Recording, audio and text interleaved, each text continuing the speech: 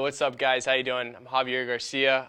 Today we're going to go over the Cressi Technica. It's an awesome wetsuit, super comfortable in the water.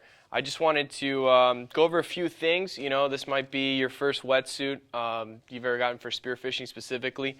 It comes in 3 different sizes. You're going to have a 3 mil, 5 mil, and 3.5 mil, 3.5, a 5, and a 7 mil.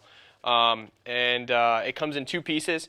You've got the old Farmer John style here on the bottom, and then on the top, this is going to be your top part, and it comes with the old-fashioned beaver tail connection. So it's good, it's awesome, it gets the job done. Again, it's all about staying warm in the water, so you choose the millimeter depending on what temperature water you're diving in.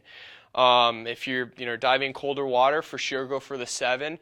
I myself, I spend most of my time in tropics or South Florida, so we don't really get that cold of water. I'm more than content with the 3.5. But again, maybe in those really cold dives that you may get into, a nice cold front comes through, then you might need to reach out to a 5 mil. So it's all dependent on water temperature more than anything else. Really important when you're putting on a wetsuit. Again, it takes it doesn't take much, just common sense. You're going to put 1 foot in at a time. And you choose whatever foot you want to put in first, whether it's your right or your left. It just comes down to, however you feel comfortable. And it'll be pretty simple. You just slide one in, and you'll know which side is the front, which side is the back, basically by looking at the knee. There's some knee pads in the front, so you'll know that's the front. And also, if you get a little confused and you didn't realize it, there's also going to be a little label back there. So that'll also explain it, which side's the front, which side's the back. And then I think it's pretty easy on the top 2. It's just 1 arm in at a time. Make sure you get your head to the pocket. And little tip by putting in a wetsuit. If you've never put on a wetsuit before, you don't really want to do it dry. It's going to take you a lot of effort and time, and you're probably going to get burned out. You're going to get an incredible workout before you even got in the water. So what I do is I take a little spray bottle, a water bottle, make sure I get the inside wet, I'm a little wet, and then I kind of slide into it. If water doesn't work for you, you can use baby lotion, baby powder, a little bit of soap. Don't put a lot of soap. If you put a lot of soap, you're going to end up like tons of bubbles, and you're going to look like a washing machine out in the water. So now you've got your wetsuit on, you've swam around, you've caught a whole bunch of fish, you're coming home, and you're taking this thing off. All right, when you're taking this bad boy off, just 1 piece at a time. Don't try to run out of this thing. You're going to take the top off first, and then there's a couple tricks. Some people say they want to pull from the back, pull from front. They reach in underneath their wetsuit. They go in through over their head.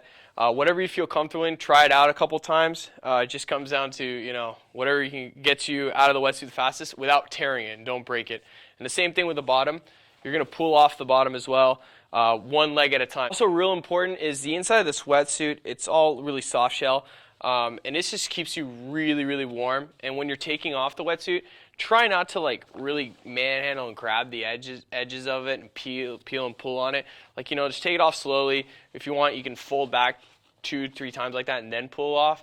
But I wouldn't just grab 1 piece and then stretch and pull. That eventually is going to damage your wetsuit, and it'll ruin the integrity of it.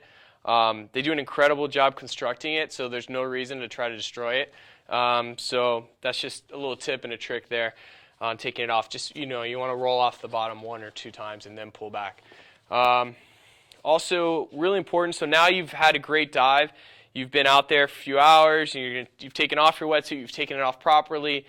Always, always, always clean your wetsuit after, and don't clean it with salt water. Just spray it down with a little fresh water. You don't got to go crazy with it. There's really no need to hit it with soap or anything. Just a little fresh water. Don't use hot water.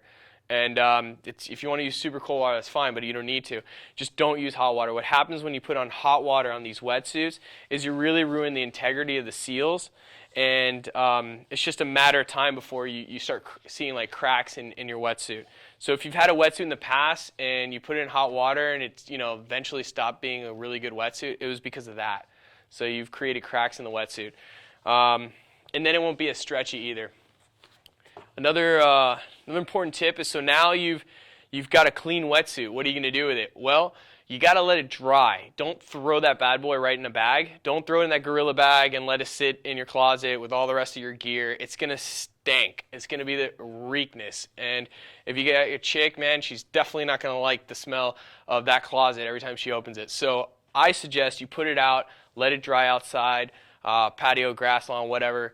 But you don't have to keep it in direct sunlight to dry it out, just because then again, direct sunlight on it will also cause the wetsuit integrity to go, cracking and stuff.